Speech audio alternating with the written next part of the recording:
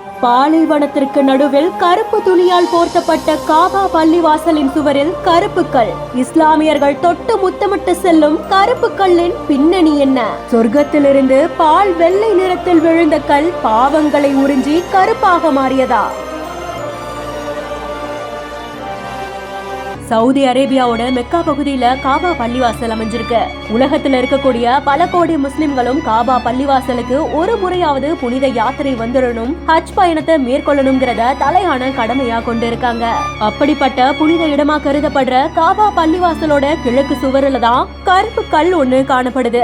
ஹஜ்ருல் அஸ்வத்னு சொல்லப்படுற இந்த கல்லுக்கு பின்னாடி பல சுவாரஸ்யமான புராண கதைகளும் இருக்கிறதா சொல்லப்படுது. அது தெரிஞ்சுக்கிறதுக்கு பல்லாயிரம் வருடங்கள் பின்னோக்கி ஆதாம் ஹவா காலகட்டத்துக்கு போகணும். சொர்க்கத்திலிருந்து ஆதாம் பூமிக்கு வந்ததுக்கு அப்புறமா இந்த கல் தேவதைகள்னால வானத்திலிருந்து அனுப்பி வைக்கப்பட்டதா சொல்லப்படுது. அப்போ ஹஜ்ருல் அஸ்வத் வெள்ளை நிறத்துல இருந்ததாகவும் காலப்போக்குல மக்களோட பாவங்கள்னால அது கருப்பாகிட்டதாகவும் திருமதியில சொல்லப்படுது.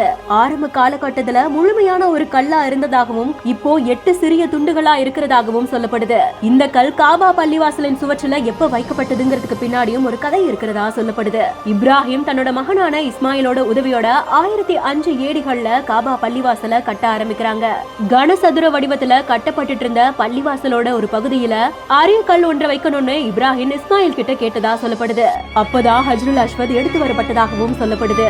ஆராய்ச்சியாளர்கள் இந்த கல் வானத்திலிருந்து விழுந்த விண்கல்லா இருக்கலாமாங்கிற நோக்குல ஆராய்ச்சிகள் செஞ்சிட்டு இருக்கிறதாகவும் சொல்லப்படுது. இத்தனை வியப்பும் ஆச்சரியங்களும் நிறைந்த கருப்பு கல்ல தான் ஹஜ் பயணம் மேற்கொள்ற இஸ்லாமிய யாத்ரீகர்கள் தொட்டு முத்தமிட்டும் செல்றாங்க.